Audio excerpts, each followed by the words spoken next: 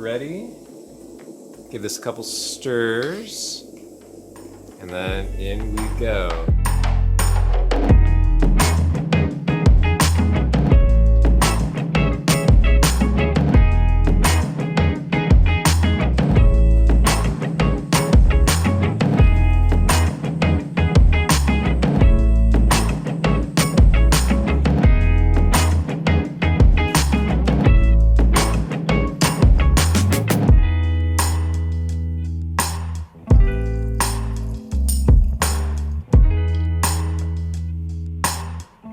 Hey, what's going on everybody? It's David Likes Coffee, and today we're talking all things Syphon.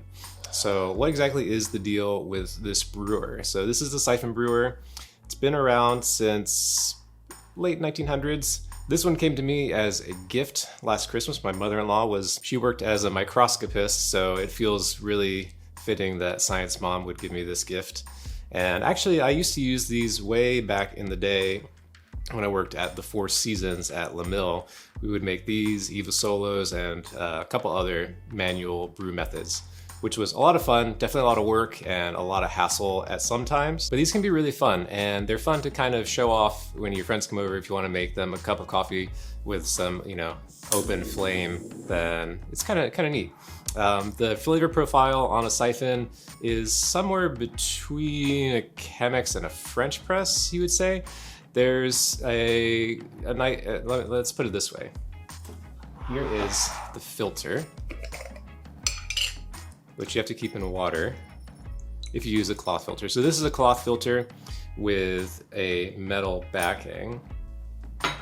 So cloth filters produce a really clean, sweet cup with tons of body, and sometimes there's a little bit of fines, though I find that the fines in this cup are not as bad as, say, with like a cloth filter if you were doing that with a Chemex or with like the sock kind of nail drip style brewer. So I'm just gonna set this to the side for now. So let's look at the brewer. So we already talked about the heat source, which is a little butane burner. They come with a candle wick burner, which you can also certainly use. This one happened to come with the butane, which I like. It's a lot more convenient.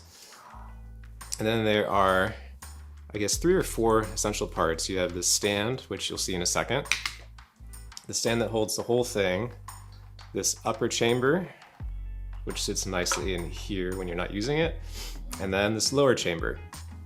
So what's gonna happen is we'll fill this up with water, apply heat, and once it's ready, we'll put this guy back. And that's gonna produce a sealed chamber. Water vapor is gonna expand and push the water up into this section of the brewer. We're gonna throw in about 35 grams of coffee and let that sit up there for maybe about 2 minutes. Then cut the heat, let the coffee come down. It'll pass back through the filter and then be ready to drink. Pretty simple, pretty straightforward, but it's very theatrical, which I think is the main appeal for this brewer. At least for me, that's sort of the main appeal. All right, so let me grab some water and let's brew a Syphon. So there are some markings on here. There's a 3 cup and a 5 cup. I don't really bother with the 3 cup that often, so I'm just gonna go all the way up to 5, which is about 500 grams or 500 milliliters of water. Go, go, go, go, go, go, go, go, go, go, go, go, go, go, go, go. Alrighty, so let's get settled in. So 500 grams of water in the bottom chamber. I've got 35 grams of coffee here. It's ground coarser than a pour over. On the fellow oat, if you have a fellow oat, it's about 6, which is about halfway through the grind setting. It looks about where a French press lies, maybe a little bit finer than that. So I'm gonna set this to the side for a second, get that ready to go. And this has a little spring and a hook on it. I'm gonna drop this in right there. We're gonna try that again. There we go. And then we want to make sure that this is centered. And to do that, we're going to use an AeroPress paddle, which I totally had ready. I didn't cut to do that. No way. Okay, so I'm going to make sure that that's centered, just going along the side so that there's a good seal all the way around. So that's ready to go. Gonna put this to the side for now, and then on with the heat.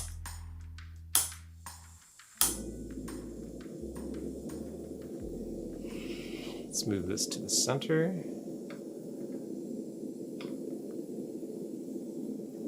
So we'll have it on full heat. I'm going to set this in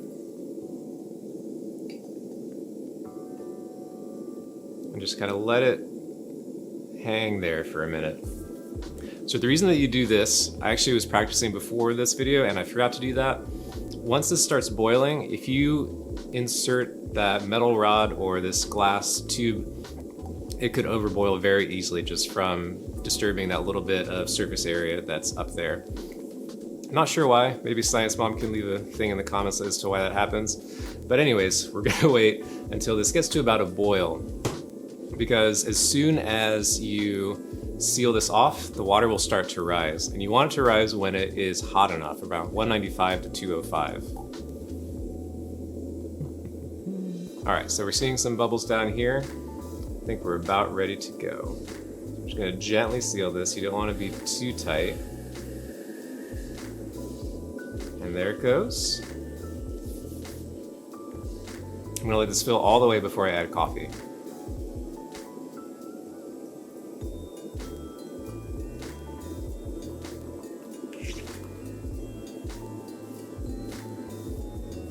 So it's pretty aggressive at first, and then it kind of cools down once it fills up in that chamber. I am gonna get my timer ready. Give this a couple stirs.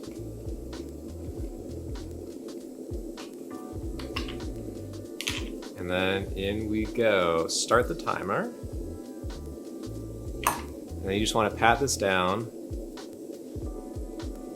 so it's nice and even, fully saturated. Got a little clump up there. And that looks pretty good. Now we'll turn the heat down just a little bit.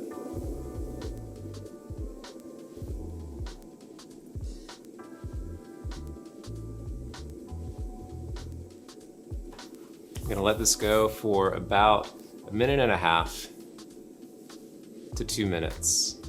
Since it's the lighter coffee, I'm gonna go 2 minutes.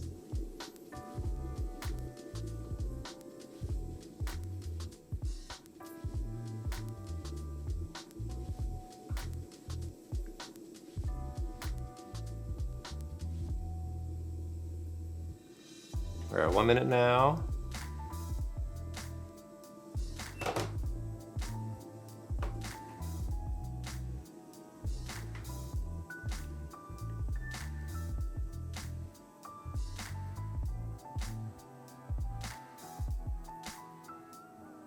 Almost 1.5 minutes.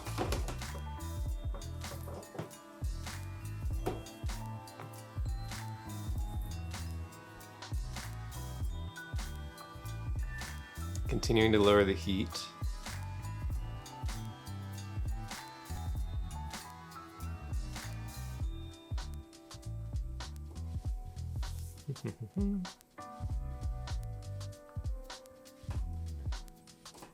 Okay, at 150, I'm gonna cut the flame and give this a couple stirs, just back and forth, nice and gently. I don't want to make a big cyclone because that will affect the drawdown, and we don't want that.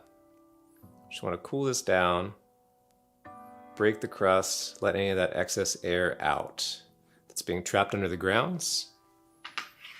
And then if we really want to accelerate this,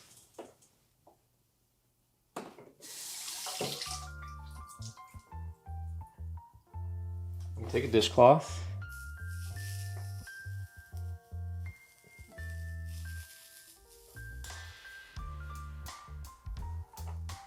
that's a little bit wet, and use that to cool things down, and that will accelerate your drawdown.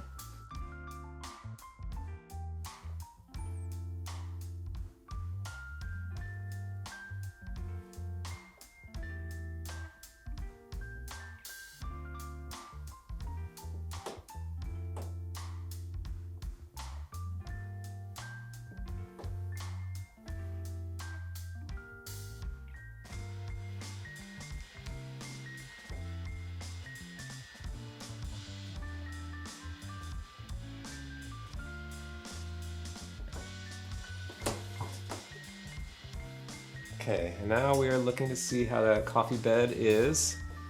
And I will say this is not my best work.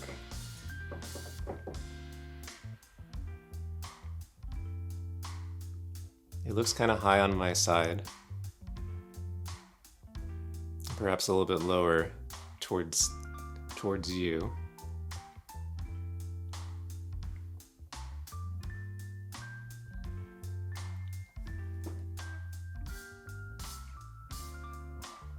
And then those bubbles at the end means that we're pretty much done. That is the last little gasp that you'll get, meaning that the seal is about ready to be broken.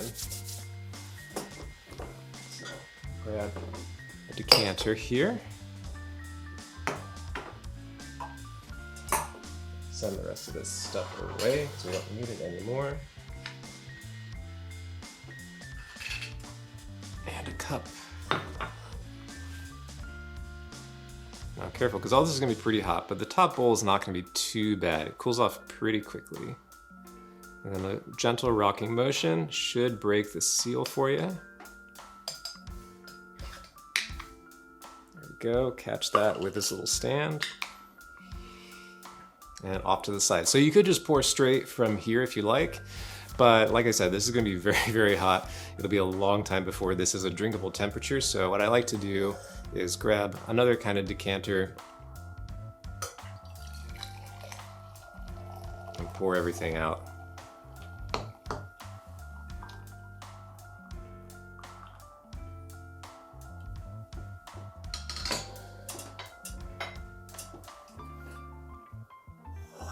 All right, so let's give this a little taste.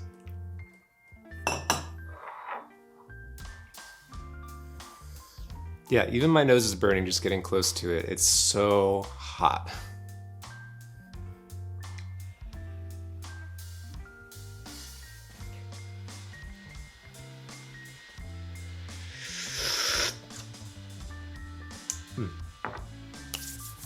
Yeah, I can't really taste it yet. I'm gonna cut and come back in 5, 4, 3, 2, 1.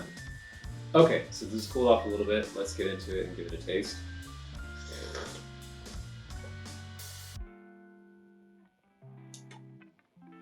Yeah, nice, good, solid body to it. Actually, it's still quite warm, but there is a bit of acidity coming out, which is really pleasant. The mouthfeel of the siphon, if you get it right, is incredible.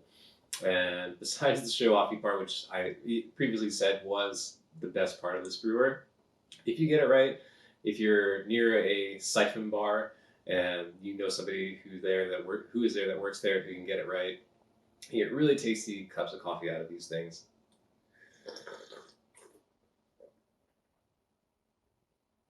Yeah, and I got, there's a little bit of luck involved, I would say, because I don't make these that often, so I'm not as consistent with it as I would be with Espresso or a V60, for example. But if you follow those basic steps, you are going to get a pretty decent cup out of this. And with some practice, you can get a really phenomenal cup.